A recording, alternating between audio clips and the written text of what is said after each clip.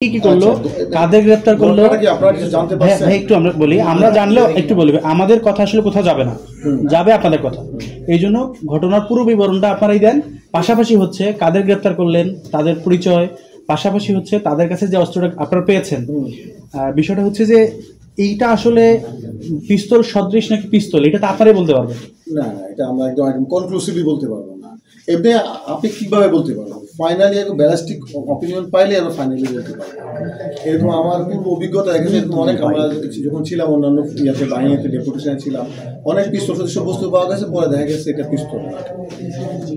By military স্প্যাক combat পিস্তল। হ্যাঁ, আমার মনে হয় এটি আপনি জানেন এটি আসলে কাজ কি, এটি কিভাবে কাজ করে, এটি আসলে এটাই বল। যদি এটা পিস্তল যদি এটা হয় তাহলে অবশ্যই অস্ত্র আইনে মামলা হবে। এতে এতে কারোর প্রতি আমাদের তো কোনো ইয়ে নেই। মানে যদি অস্ত্র কেউ ক্যারি করে এবং এর যদি অস্ত্র ফায়ারিং পিন থাকে, এটা যদি অস্ত্র হিসেবে প্রাণঘাতী অস্ত্র হিসেবে ব্যবহৃত হয়, এটা উপযোগিতা থাকে, তবে অবশ্যই তার বিরুদ্ধে অস্ত্র আইনের ব্যবস্থা হবে। এই বিষয়ে সন্দেহের কোনো অবকাশ নাই। ঘটনার বিবরণটা এটা হচ্ছে যে আপনারা তো মনে জানেন যে ওই একটা ইয়ে পার্সোনাল একটা অ্যাফেয়ার। মানে ওই যে মামু এবং ভাগনাকে হেল্প করতে গেছে, মেয়ে সংক্রান্ত একটা বিষয় আমি যতটুকু জেনেছি আর কি। যে ওই সিয়ামিন হচ্ছে তার ভাগনা আর কি, আর তুষার হচ্ছে তার মামা।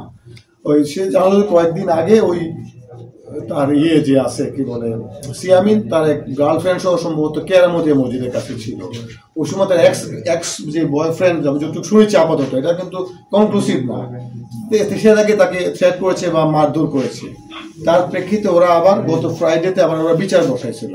বিচার বসে দুজনে মিলে মিলমিট করে দিয়েছে অর্কের সাথে। অর্ক হচ্ছে তার এক্স সম্ভবত কি বয়ফ্রেন্ড বা ইয়ে হতে পারে, আমি যতটুকু এখন জানতে পারলাম। তো এর প্রেক্ষিতে মিনিমাইজ হয়ে গেছে। হয়ে যাওয়ার পরে এটা ফ্রাইডে গত শুক্রবারের ঘটনা। আজকে নাকি ওই সেই তুষার জানতে পারলো যে তার ভাগ্নাকে কে বা কাহারা ওই যে পার্কের মুড়ি ঘিরে ধরে মারধর করতেছে, তখন সে সেখানে ছুটে যায়। ছুটে গেলে তো সেখানে এই সিন ক্রিয়েটটা হয়ে যায় আর কি। পরে আমাদের অফিসার যে মোসাদিক ছিল সে সেখানে যায়, তখন ওই আমরা একটা অস্ত্র আমরা এখানে একটা পাই। এটা ওই যে তুষারের কাছ থেকে অস্ত্রটা পাওয়া যায়, এবং অস্ত্র সহ তুষার এবং তার সাথে হ্যাঁ আমরা দুইজনকে এখানে নিয়ে আসছি। হ্যাঁ, ওখানে লোকজন যা ছিল ওখান থেকে আমরা নিয়ে আসি। তাদের রাজনৈতিক কোনো পরিচয় আছে এটা আমি জানি না। আরেকটা বিষয় হচ্ছে যে এখানে যে সামরিক বাহিনীর কাছে যে অস্ত্রটা পাওয়া গেছে, এটা হচ্ছে মূলত সামরিক বাহিনীর কাছে থাকার কথা, কিন্তু এটা আসলে তাদের কাছে কিভাবে আসবে? হ্যাঁ, যে কোনো অস্ত্র থাকাই অপরাধ। যে কোনো অস্ত্র রাখাই লাইসেন্স অস্ত্র রাখাই অপরাধ। এবং এই অস্ত্র আইনে এর কঠোর বিধিবিধান রয়েছে এর বিরুদ্ধে ব্যবস্থা নেওয়ার জন্য। মানে তাদের কোনো রাজনৈতিক কোনো পরিচয় আইডেন্টিফাই করতে পারে? আমি তো রাজনৈতিক পরিচয় এখানে হচ্ছে আমার ইনভেস্টিগেশন। হ্যাঁ, আমার কাছে একজনের মূল বিষয় হচ্ছে ইনভেস্টিগেশন, তদন্ত সাপেক্ষে ব্যবস্থা নেওয়া। ভাই এটা আসল কাজ। আপনি তো দীর্ঘদিন এই বাহিনীতে কর্মরত, খালি চোখে দেখে আসলে কি বোঝেন? আমার কাছে তো পিস্তলই মনে হচ্ছে খালি চোখে দেখে। এবং আমরা সেটাই আর কি, আরো যেহেতু এটা অস্ত্র আইনের বিষয়, একদম মানে এটা একটা ক্যাপিটাল পানিশমেন্ট এর মধ্যে আছে, এই জন্য আমরা কনফার্ম হইতে হবে। এটা আদালত কনফার্ম করবে, কারণ ব্যালিস্টিক রিপোর্ট ওরাও চাইবে, এটাই নিয়ম। আপাতত আপনারা কি ব্যবস্থা নিচ্ছেন? আপাতত আমরা আইনগত ব্যবস্থা নিব, তাদের মধ্যে আমরা মামলা। আর কিছু লাগবে না কিছু? তারা কি ভাই হাজতে না কোথায়? তারা তো হাজতেই থাকবে। জিজ্ঞাসাবাদ করার জন্য এখানে আনা যায়, এখানে বসানো যায়, কোনো বিষয় না, এখানে কোনো অসুবিধা। জিজ্ঞাসাবাদ করার জন্য তো এটা কোনো বাধা থাকার কথা। আচ্ছা, একটু অস্ত্রটা পিস্তলের সাথে কি কোনো হচ্ছে যে বুলেট না, ম্যাগাজিন তো ছিল না, গুলি ছিল না, ম্যাগাজিন ছিল, বুলেট ছিল। আচ্ছা, ম্যাগাজিন ছিল, বুলেট ছিল না। বুলেট হিসেবে ব্যবহার হয়, ওই ম্যাগাজিনে বুলেট ব্যবহার হয়। ঘটনার সময় এটাতে বুলেট ব্যবহার হয় না বলে প্র্যাকটিসিং লাগে। তারপরে আমার কাছে আপাতত দেখছি এটা পিস্তলই দেখাচ্ছে, যেহেতু আমরা এই জন্য মতামত দেব। আমরা এখানে যেহেতু এটা একটা সেন্সিটিভ বিষয়, কাজে আমরা এক্সপার্ট ওপিনিয়ন অবশ্যই নেব।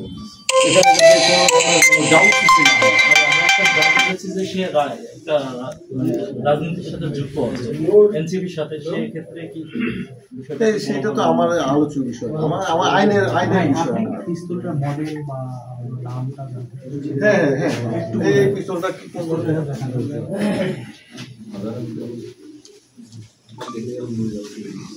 বাইরে কিছু লেখা নাই, ওই লেখা আছে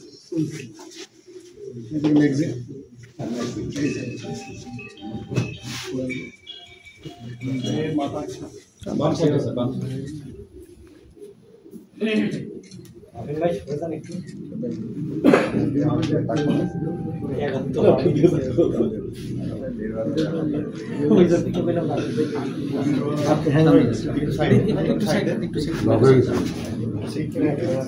একটু সাইড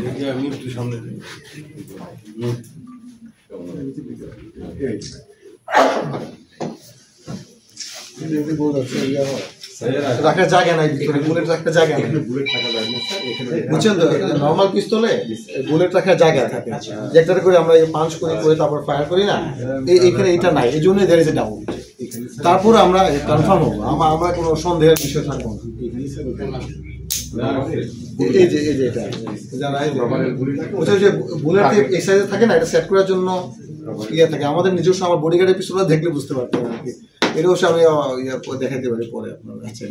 পিস্তলের নামটা কি, মডেলটা কি? এটার মডেল নাম্বারটা লেখা আছে না? ডাব্লিউ আর্মি স্পেক লেখা আছে, ডাব্লিউ আর্মি স্পেক কমার। এই যে দেখেন এখানে বুলেট রাখার জায়গা, কোনো বুলেটের ব্যবস্থাই নেই।